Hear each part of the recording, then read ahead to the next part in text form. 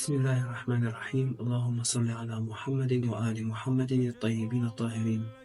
السلام عليكم جميعا ورحمة الله تعالى وبركاته. أحببت أن أطلع عليكم بفيديو لشخصي بعد غياب طويل معتذرا إليكم، ويرجع هذا إلى أسباب شخصية وظروف صحية. كذا أحببت أن أتطرق إلى نقطتين في عجالة بخصوص أمر هذه القناة. النقطة الأولى هي موجهة لأهل سنة الجماعة وللسلفيين المارين على هذه القناة المشاهدين لها.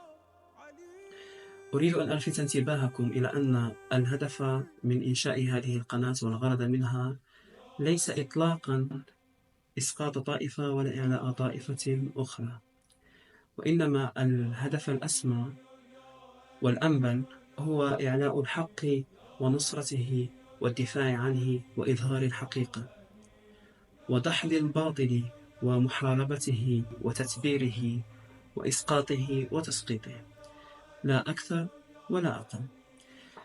لذلك نرجو من المشاهدين الكرام والمشاهدات الكريمات من الطوائف السالف ذكرها أن يقبلوا على المعلومة وأن يلقوا سمعهم وهم شهداء، وأن لا يدبروا عنها، وأن لا تكن في قلوبهم حمية الجاهلية، وأن لا تأخذهم العزة بالإثم، حتى لا يكونوا كما وصف الله سبحانه وتعالى بعضهم في محكم تنزيله في آياته الكريمات بعد بسم الله الرحمن الرحيم: كأنهم حمر مستنفرة فرت من قسورة.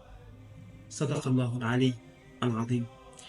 لذلك نرجو من الإخوة والأخوات الذين يمرون على هذه القناة أن يكونوا بصدر رحب، وأن يكونوا موضوعيين، وأن يقبلوا نحو المعلومة، عسى أن نكون بصدد قول كلمة حق، وعسى أن نكون إحدى رايات الله في الأرض.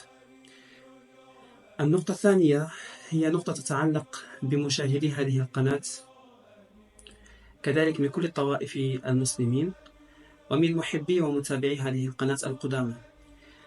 ما أنا بصدد العمل عليه ومحاولة إتمامه إن شاء الله في الأيام القليلة القادمة المقبلة إن شاء الله بعونه وببركاته محمد وآل محمد، هو ورقة بحث علمية على شاكلة فيديو تبسيطي وتوضيحي للعوام من الناس، والذي يتطرق إلى موضوع الصديقية، إذ أن هذا الموضوع كان دائما وأبدا محل نزاع وإشكال كبير بين طوائف المسلمين، وذهب في مهب ريحه حتى العوام من الناس، لا سيما من طائفة أهل سنة الجماعة وكذا السلفيين.